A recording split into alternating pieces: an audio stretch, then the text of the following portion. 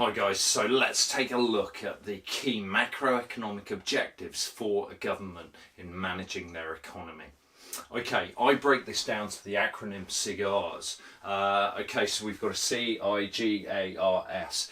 Now, within each of these areas, we'll look at them in more detail as we go through the rest of the course, so you get a very, very good grasp on each of these areas. Okay.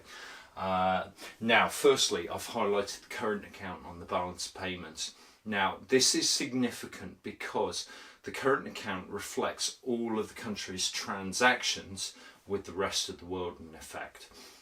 So therefore, if you're running a large current account deficit, it means that that deficit needs to be financed by borrowing.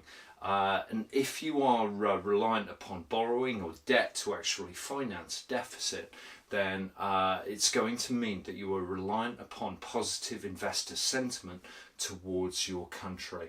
Now, if investors suddenly believe that they're not necessarily going to get their money back, and that can really pose problems for an economy. If you look back to the late 1990s, you'll be able to have a look at the Asian financial crisis. A number of those countries had large current account deficits which posed significant problems for their economies, particularly when it came to financing them, and they were using a lot of hot money capital flows in financing those deficits. Okay, next point is about inflation. So this is measured via the Consumer Price Index, that you want this to be low and stable. Now, the Bank of England and the Bank of England's Monetary Policy Committee targets a 2% medium-term CPI or Consumer Price Index rate for the given level of inflation within an economy.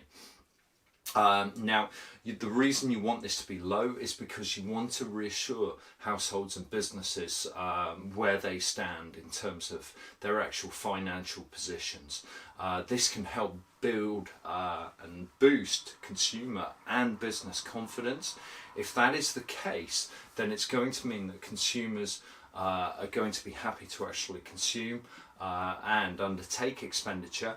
Further to that, it's going to mean businesses are more likely to actually conduct investment decisions with a low inflation environment. Okay, so that's certainly positive. The sort of situation you really don't want to find yourself in is the sort of circumstance we've seen in Zimbabwe relatively recently with the hyperinflation, which has come as a result of simply printing more and more of the domestic currency, and meaning that money just becomes just worth nothing in effect. Okay, so next point is about GDP growth, economic growth, that you want this to be a trend rate or at least at a sustainable rate where it can be sustained. You don't want unsustainable growth. Unsustainable growth is likely to be followed by a big bust or a recession, a popping of the bubble if you prefer. The reason for that is because there is often a period of debt build-up when growth becomes highly unsustainable. It could be that households and possibly even businesses, so households in the private sector, become over leveraged or take on too much debt. Now that debt of course needs to be repaid in the future, and if they cannot actually repay it, that poses big problems for households. Using debt to finance consumption is not a good thing. Okay, right, number 4, advances in productivity. Productivity and productivity growth has been a problem in the UK since the financial crisis in 2008. And there's a number of reasons for this. But one of the key issues with regard to this is that you want productivity to be improving because that helps support wage growth within an economy. And it means that you're likely to also be gaining supply side gains through better innovation, better technology, and better labour to ensure that you are generating more output for a given level of inputs. If you're doing so, then it's likely to mean that the economy's exports are competitive. Okay, so it can really help boost international competitiveness as well as support wage growth within an economy. Okay, so this has been a bit of a focal point in recent times for the UK because our productivity growth has been poor. Okay, next up we've got the rate of employment or unemployment. Okay, so when it comes to employment, yes, you want lots of opportunities to be out there. You possibly even want full employment where every person that actually wants to get a job can get a job. However, this can pose problems because if you are operating at a situation of full employment, very, very low unemployment, then that can feed demand pull inflation, which would of course contradict and conflict directly with this objective here, as would fast GDP growth and the impact that it can have on demand pull inflation, as we'll see later in the course.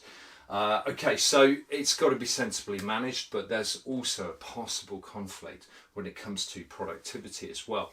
So for instance, with the UK economy, our unemployment rate is around about 4.6% March 2018, whereas if you look at the French economy, you see a rate of unemployment very close to 10%. Now, the French economy is a lot more productive and enjoys a lot more productivity gains, or certainly has done over the last 10 years, than the UK economy has. Now, that's partly because they have a much higher rate of unemployment. So it means that their lowest skilled workers aren't actually in work in most circumstances. So again, there's another potential conflict there. Okay, number 6 then, stable government finances. So you want the government's fiscal position, that is government spending and tax revenues, to be in a stable position. Since 2010 and the coalition government of David Cameron and the Liberal Democrats, the attempt of the government has really been about trying to reduce the government budget deficit, and that is because every year we spend more than we actually receive in tax revenues. Now that means that we accumulate a debt, a national debt. Now that national debt builds up year on year as that deficit gets piled on top of the rest, and it means our national debt position is around about £1.7 trillion at the moment. Okay, it's quite a sizable amount. It's something like 86% of GDP, I think, at the moment. Okay, so you don't want too much. You don't want too much debt because again, it's got to be financed. And if the markets and investors lose confidence in your authorities and the economy as a whole, then again, financing that deficit can be problematic, and that certainly posed a big problem for the Russian economy in 1998. Okay, so there's a number of others that you could also look at within here, such as the redistribution of income, as well as environmental management and the sustainability element on the environment. Okay, so these areas are also significant. But there's also a number of excellent evaluative points that you can bring out of any potential essay on macroeconomic objectives, and that is really, what are those potential conflicts? Which of these objectives can work well together, but which areas are likely to conflict? I've mentioned a couple of those conflicts already here. Okay, but certainly when it comes to advances in productivity, well, that's likely to support and help GDP growth. Okay, if you are generating supply side gains through your productivity, that may also help reduce inflation.